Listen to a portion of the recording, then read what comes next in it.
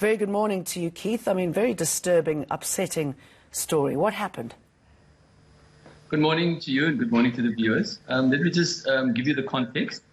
The nurse in question is a 47-year-old nurse with a known history of diabetes and cardiac condition. The place that she worked in Richards Plain Hospital, is the overnight ward, was converted into a place where people under investigation for COVID was being admitted to. The context and the policy that our department have, which is every person that has a potential risk has to have a risk assessment with their supervisor.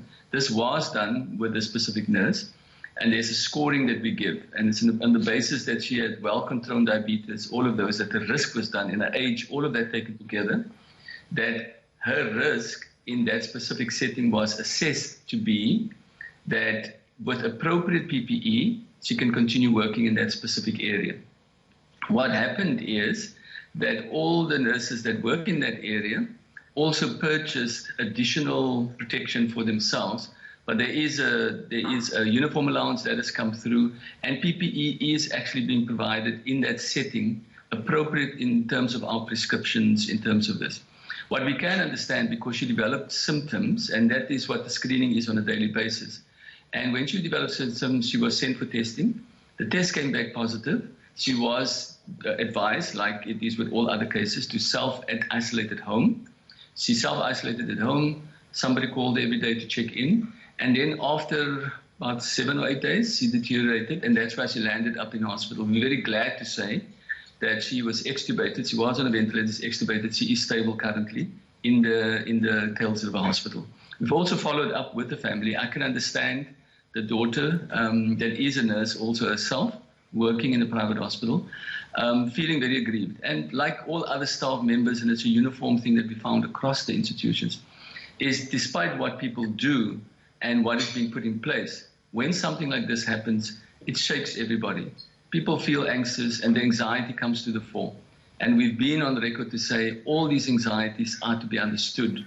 And it's just going back, looking at our systems, talking to people, working this through to find common ground. The unions... But you would think, excuse me jumping in, that, you know, in the first place, I know she ticked all the boxes that she was okay to work, but if you've got diabetes, you do not work in a centre like that. And clearly the PPE that was there was not adequate enough for her to contract the virus.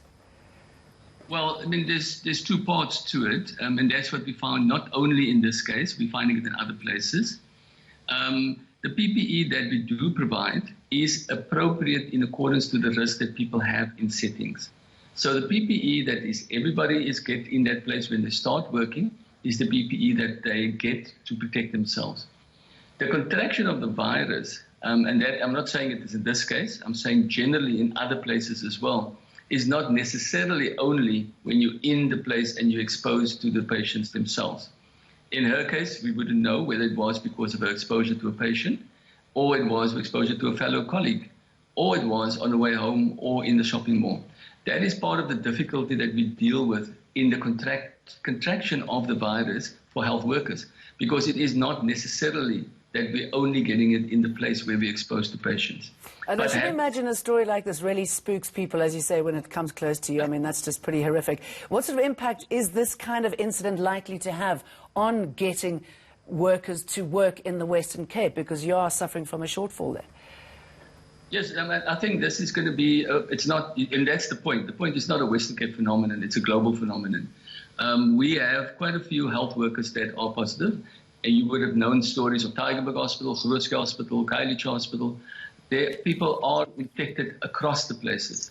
What we are saying is we are putting everything that we can into place. We are not negating the anxiety that stories like these will raise. But the point where we are is that's the place where we need to continue to be empathetic, to listen, to talk. If people don't feel heard and they don't feel cared for, it spooks them more.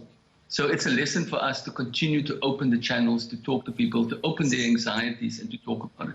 This is not being unique to the Western Cape, and it's not going to be the only province that's going to go through it. Other provinces are going to go through the same. We are at the point where our increases in infections is bigger because of the bigger number of infections in the general population.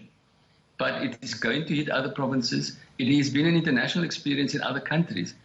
All we're saying is this is an unusual situation, and this virus literally lurks on any possible surface, whether it is the patient that you come into contact with, or whether it is your colleague on a cup in a tea room, or whether it is in the taxi on the way home, or just going down to the supermarket and buying something. Somewhere you're going to be exposed to it.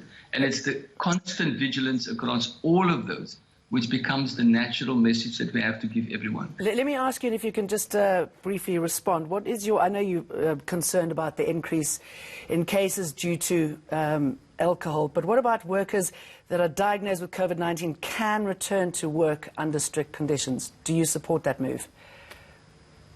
People that are diagnosed with COVID, like everybody else, after 14 days are recovered.